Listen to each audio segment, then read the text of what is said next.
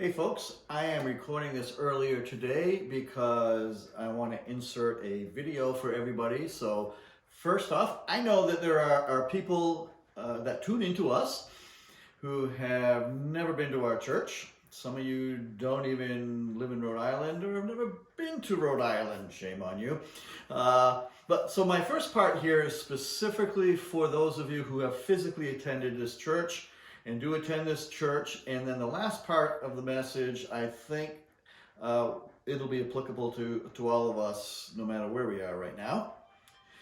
We have air conditioning in our sanctuary, and over the summer, one of the units broke and it began to leak condensation inside instead of being vented outside. And unfortunately, that destroyed the wall that it was on. And we had the unit removed, and Bob Nelson came over and did a beautiful job of repairing that wall. Of course, now that wall was white and the rest of the sanctuary is blue.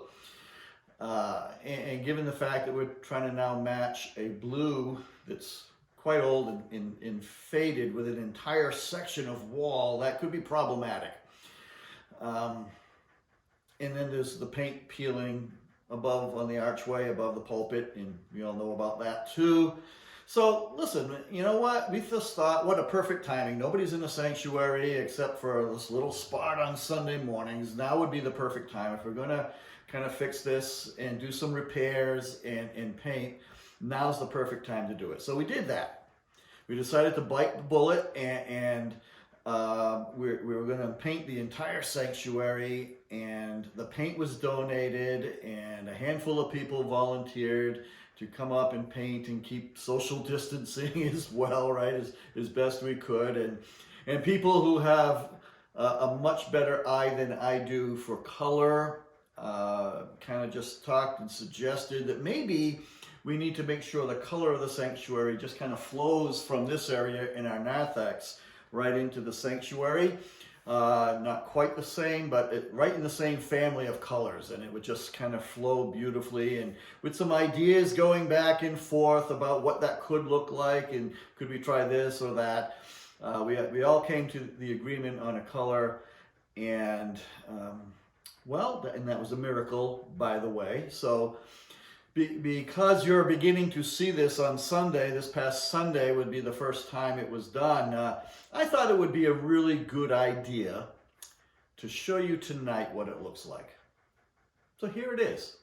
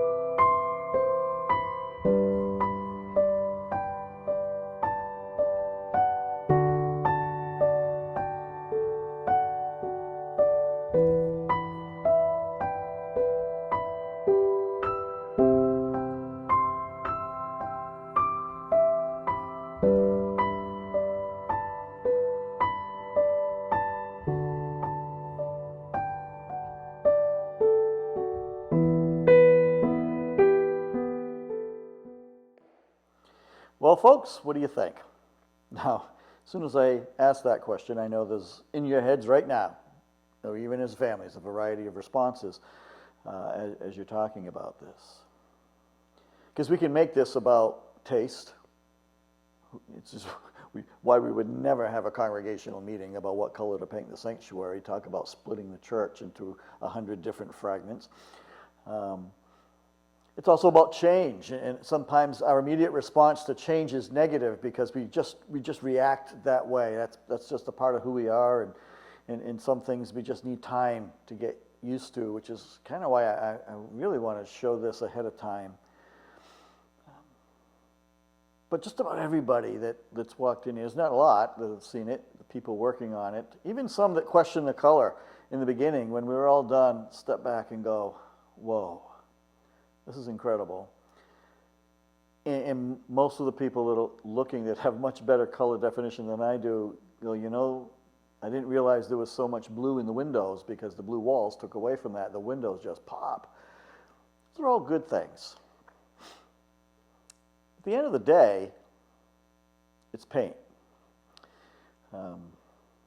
This won't matter in eternity. We just want a beautiful sanctuary to worship in, and that's good.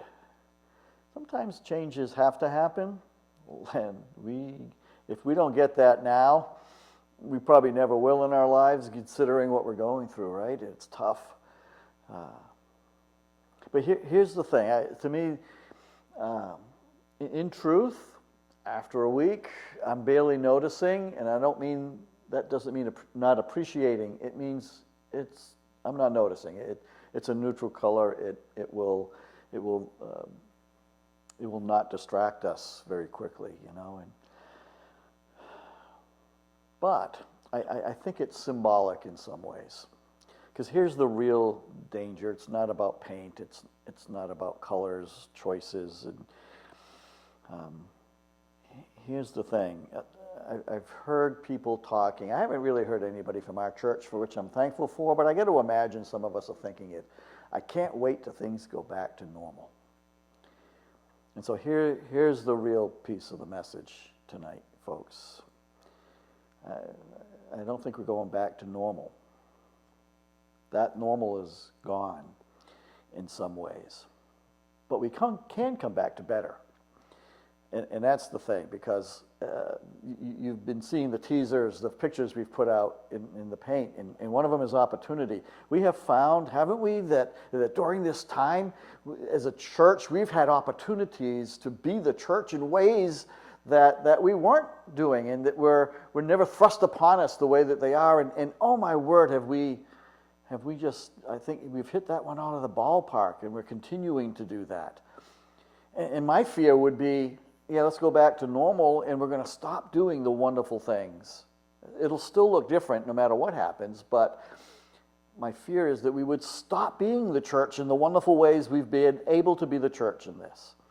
And we got to figure out how do we continue to be the church outside these walls in ways that don't have anything to do with this virus or this pandemic thing, right? But we can do that. That's a new normal. I look at the number of people we've been able to reach because we are streaming live. People who maybe would never come to this church, who can't come to this church. There are people from our church that weren't able to be here because of physical problems, who have been with us every single time we've done anything online. I expect that they're listening to this right now. And how wonderful is that? So we've made the decision that we have to continue streaming these, at least one of our services, and for everybody, that's going to look different. It's not going to be like it is on Sunday morning, but it's certainly, but it's not going to look the same for a streaming service that we have here either, because we're going to have to take into consideration we're not actually the only ones present.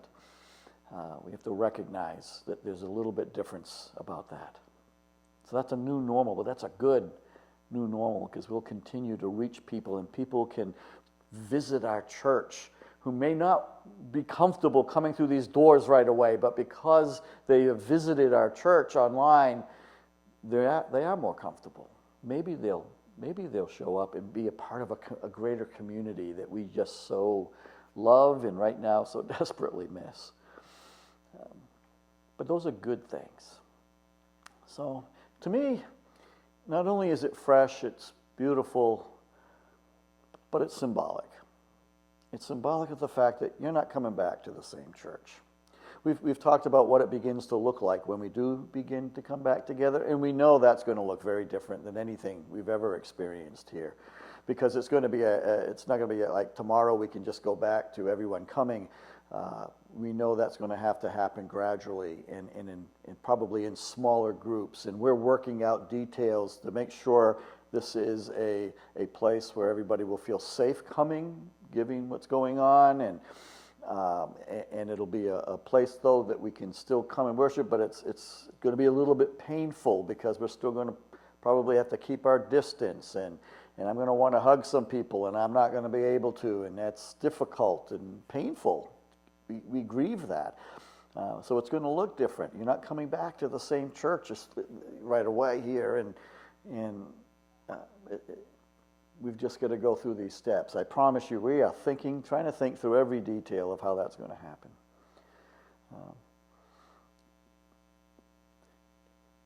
And so I love what was on the paint can. That was, maybe that was a God thing too, the paint that we were using. Fresh start, it says.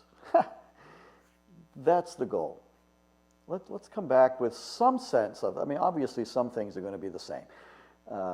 But some things, you know what, maybe we give them a fresh start.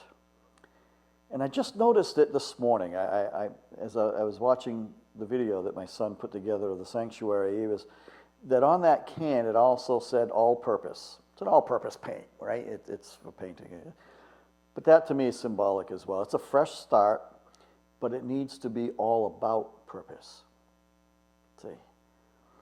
All about being the church. And that's got to be the goal. That'll be the only thing that helps us manage and process through the changes in our lives. That there's a God-given purpose in this. God has used this in ways that just have blown me away. And I think he's telling us and teaching us as a church. And by the way, maybe some of these things you should have been doing already. But you're doing them now. So we're going to let him continue and create this new normal of a fresh start about purpose. It's so good. So yeah, you're not coming back to the same church. It's not blue anymore. But we can decide that we're going to come back to a better church for the glory and for the sake of the kingdom of God and to the purposes to which he's called us. So, process all this. Go back and you'll get to watch this video over and over. If, there'll be an opportunity where you'll actually get to see it live, which is so much better than what it looks like from a camera's point of view. So process it. Pray about it. Ask God, what is it in my life? As our lives go back to being more busy, and they will, what is it that you're calling me to do according to your purpose and to your plan in my life that you're going to want us to continue? And let's embrace that. Have a great night. God bless every single person out there. I send God's blessings to you all, and come on back Sunday morning and we'll gather together online once again and enjoy worshiping together and in that connection. All right, have a good night.